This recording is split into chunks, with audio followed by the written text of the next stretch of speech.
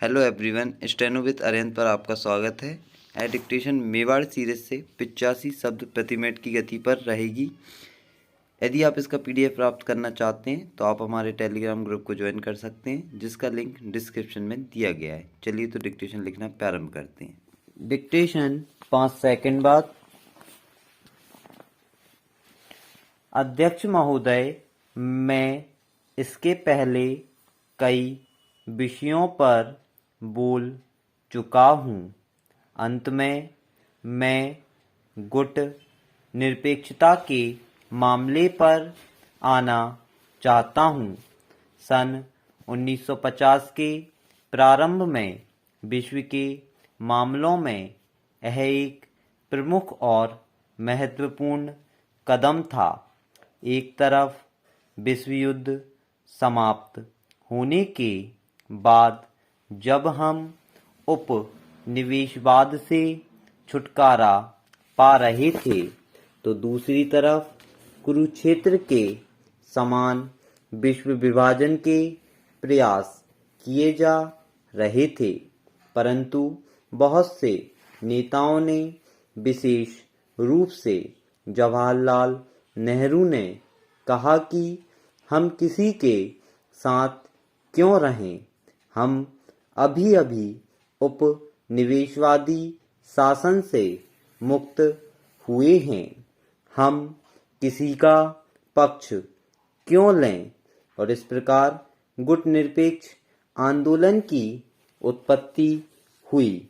जब शीत युद्ध अपनी चरम सीमा पर था, तो गुट निरपेक्ष आंदोलन ने संघर्ष को रोकने के लिए बहुमूल्य भूमिका अदा की थी।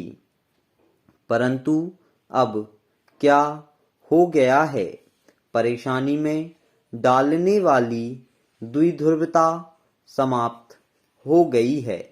आधुनिक मानव इतिहास में सबसे अधिक विस्मयकारी घटना यह घटित हुई थी कि सोवियत संघ समाप्त हो गया है।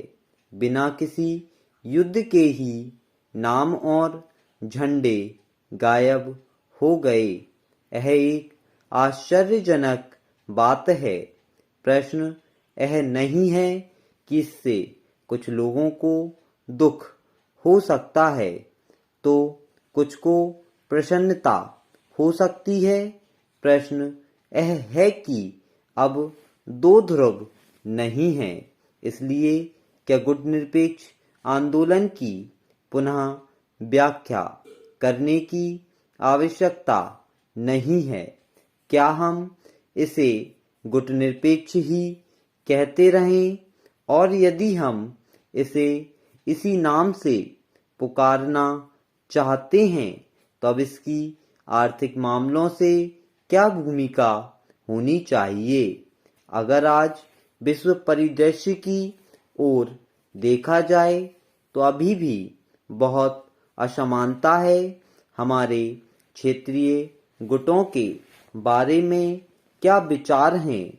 उदाहरण, क्या हमें सार्क को, जिससे हम प्रत्यक्ष रूप से जुड़े हुए हैं, महत्व नहीं देना चाहिए? ऐसा लगता है कि हम अपने पड़ोसी के साथ स्थायी और अंतहीन विवाद में फंसते जा रहे हैं।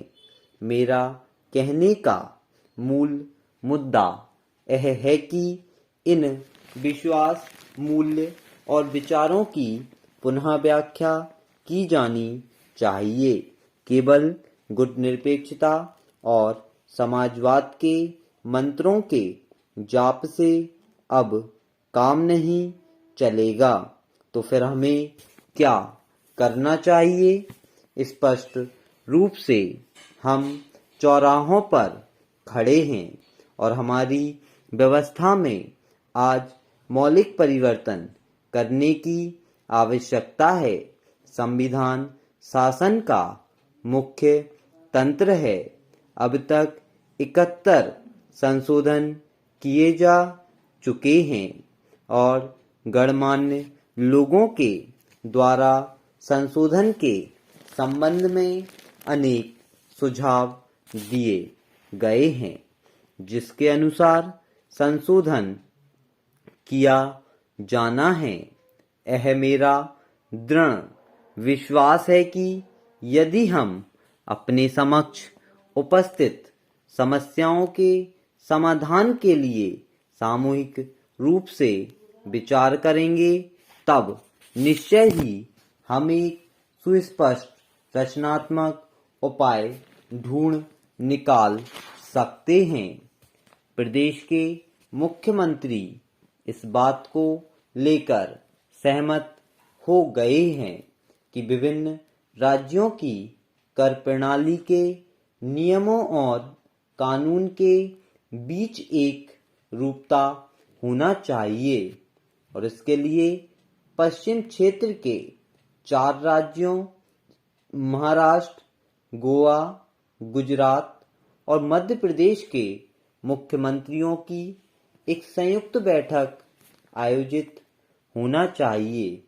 इस बैठक को हमारे प्रदेश के अंदर आयोजित करने के विचार से शासन तैयार है। इसी तारतम्य में वे प्रदेश के व्यापारी और औद्योगिक संगठनों के प्रतिनिधियों से उपरोक्त संबंध में चर्चा कर रहे थे। इस अवसर पर वहां वित्त मंत्री जी भी हाजिर थे। उस वक्त चर्चा के दौरान बताया गया कि प्रदेश में कर प्रणाली के संबंध में निर्णय लेने के पूर्व हमने व्यापारी तथा प्रभावितों से बातचीत करने के बाद यह निर्णय लिया है और आज भी महाराष्ट्र, गोवा, गुजरात से शासन का निरंतर संवाद कायम है। हम व्यापार के क्षेत्र में बहुबिंदु कर प्रणाली के पक्षधर कभी नहीं रहे हैं। हमारा प्रयास यह है कि कर प्रणाली सरल सहज हो ताकि उससे व्यापारी और औद्योगिक संगठनों को अनावश्यक परेशानियों का सामना न करना पड़े। प्रदेश के अंदर औद्योगिक अधोसंरचना का विकास करने के लिए कई निर्णय लिए गए हैं। हमारा शासन और सरकार चाहती है कि प्रदेश में उद्योगों के लिए अनुकूल वातावरण बना रहे ताकि प्रदेश का औद्योगिक विकास और अधिक गति से हो सके। इस मौके पर वित्त मंत्री ने यह भी कहा कि हमारे प्रदेश में बहुत बड़ी बड़ी विविधताएं हैं। खनिज उद्योग, विद्युत एवं अन्य क्षेत्रों में हमारे प्रदेश के व्यावसायिक संबंध बिहार, उड़ीसा, राजस्थान तथा उत्तर प्रदेश के साथ निरंतर बने हुए हैं। इसलिए पश्चिमी राज्यों से कर प्रणाली की एक रूपता पर विचार करने के दौरान इस विविधता का भी ध्यान रखने का सुझाव दिया। साथ ही उन्होंने बताया कि समान कर प्रणाली बनाने के लिए पश्चिम राज्यों के व्यापारी संगठनों द्वारा किए जा रहे प्रयासों के बारे में जानकारी देकर उनकी सराहना भी की गई है। साथ ही साथ इस बात पर भी बल दिया गया कि इन राज्यों में टैक्स से संबंधित नियम और कानून में समानता और एकरूपता होनी चाहिए। उन्होंने अधोसंरचना के विकास के लिए विद्युत, जल एवं कच्चे माल के संसाधन जुटाने के साथ ही सामाजिक और आर्थिक विकास के कार्यक्रमों में समानता लाने का महत्वपूर्ण सुझाव दिया गया। प्रारंभ में फिक्की के महासचिव श्री मदान ने बताया कि इन 4 राज्यों में शासन और व्यापारिक समुदायों के बीच निरंतर और लगातार संवाद बना रहे। इसके लिए चारों राज्यों के संगठनों की एक समिति का भी गठन किया गया है, जो कि बहुत अच्छा कदम है। स्टॉप। यदि आपको वीडियो पसंद आती है, वीडियो को लाइक ज़रूर करें। Thank you.